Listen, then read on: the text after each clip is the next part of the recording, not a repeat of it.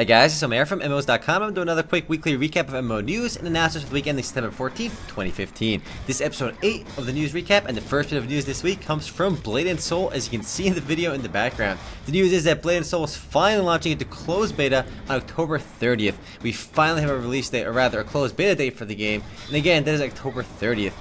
Players who purchase Founders Packs will have access to this beta on October 30th, as well as some random players who sign up for the game's beta on the game's official website. There are currently 5 beta weekends scheduled for Blade & Soul, with the final beta concluding on December 31st, 2015. Blade & Soul itself is set for an actual release in Q1 2016.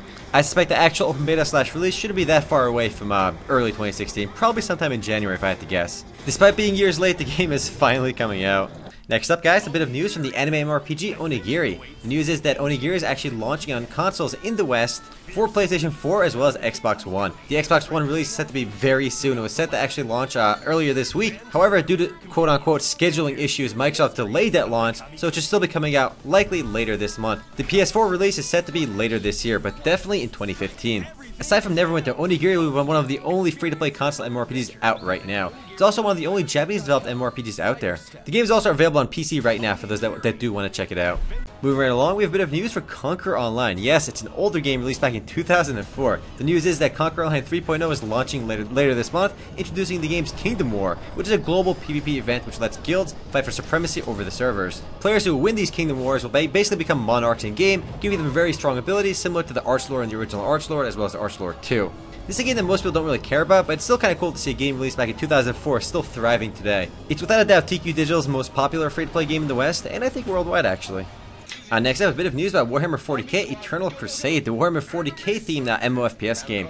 The game's alpha begins today on September 14th, but only for those that purchase the game's $120 Captain's Tier Founders Pack. For those that haven't heard of Warhammer 40k Eternal Crusade, it's a very ambitious title. It's actually one of the only MMOFPS games out there, trying to create a large persistent world with both PvE, PvP, and all that good stuff. So a little bit like PlanetSide 2, I guess. The game's actually just testing out its core FPS features right now. They're trying to get the FPS elements right, and then they're going to work on the MMO elements.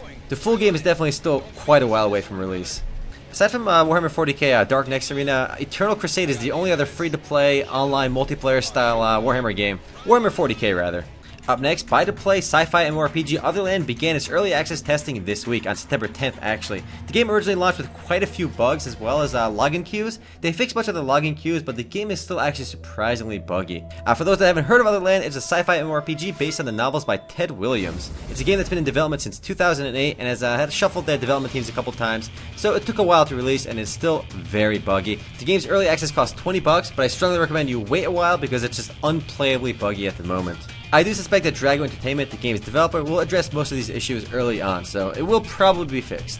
Next up, a bit of news from Elsword Online. The news is that the final chapter to the Lanak's Saga is officially live. The update introduces 2 new dungeons to the game, including the Collapsing Temple of Fire and the Grand Caverns. Aside from the dungeons, there are also 2 new fields, the Distant Ruins and the Volcanic Blade Canyon.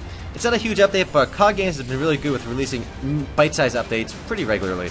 Plus, they make really cool trailers for their updates too. I'm moving right along, a bit of news from Skyforge. The news is that Skyforge unveils its Aeon's Call patch notes, which is set to release on September 16th, and will include several new updates, including the introduction of the new 40-man operations, as well as a new catch-up system which allows new players to catch up the veterans more quickly. As with any content update, the patch also includes bug fixes as well as balance changes. The full patch notes are available on the official Skyforge website. And again, this update is set to roll out fairly soon on September 16th. Up next, a bit of news from Tera. The game's September producer letter was released, which outlines some of the developers' thoughts behind many of the current issues, as well as what they're expecting to change in the near future. The current issues they're looking at is the game's performance problems, which a lot of people have been complaining about, as well as a drop in monster gold to combat botting. Looking forward, Bluehole said they're going to be looking at the game's starting experience, so the entire newbie experience will be revamped, including a brand new character creator, as well as scrapping the entire Island of Dawn area, which is the game's basically newbie island. Instead of the Island of Dawn, they'll be replacing the newbie area with an entirely different story, better curated, and apparently more fun. Also revealed in the producer letter is that player-made skins and community-made skins will be released in October. A new class, the Brawler, will also be introduced shortly afterwards. Despite the game's original release back in 2012, the game is still going quite strong, and it's actually the most popular MMORPG on Steam at the moment. And as soon as they fix some of the performance issues, I'm sure things will get even better.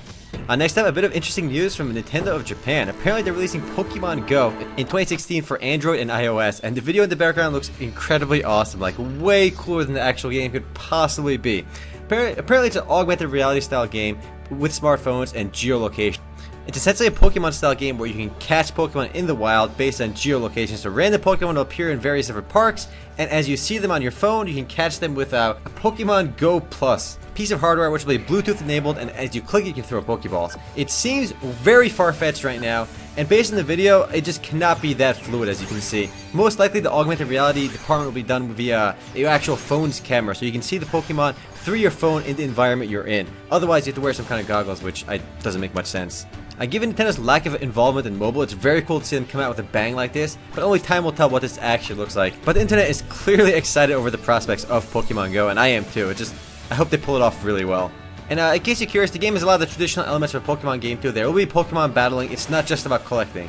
Up next, international closed beta for Final Fight begins. And if you haven't heard of Final Fight, which is probably most of you, it's actually a tank, airplane, and naval-based game developed by a Chinese company called ZQ Game. It combines all three elements in a single game, kind of like War Thunder. The game will launch with Chinese, Soviet, American, British, and Middle Eastern units. It is a Chinese-developed game, so they said a lot of the localization is done for international audiences. However, some parts of the game are apparently still in Chinese. There is still no release schedule for the game. We just know that the international closed beta has begun. And despite saying international English closed beta, they've only said select English-speaking countries, so clearly not all of them. But which select ones we're talking about, we don't know because they didn't say. They just said select English-speaking countries. Moving right along, another game entered open beta this week, and that is Rodinia War, city building / MMORPG developed by Onigiri, the same company behind Fiesta Online. Yes, the same Fiesta Online that's quite a bit old now. It's actually one of their only games released since Fiesta Online. Rodinia War is a traditional city builder game, but you can just transition to MMORPG elements. I did a first look for it. The game is definitely an oddball, and it is different. So if you're looking for a unique game, it might be worth checking out. But yeah, Rodinia War is an open beta.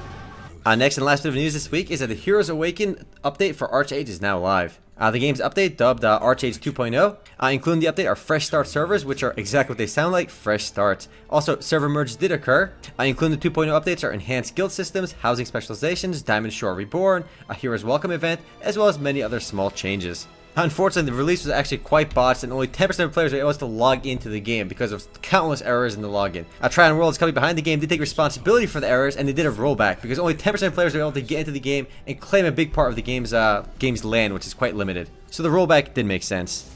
Anyway, guys, that's it for MMO news and announcements for the week ending September 14th, 2015. I'll see you guys tomorrow for the podcast. Later, guys.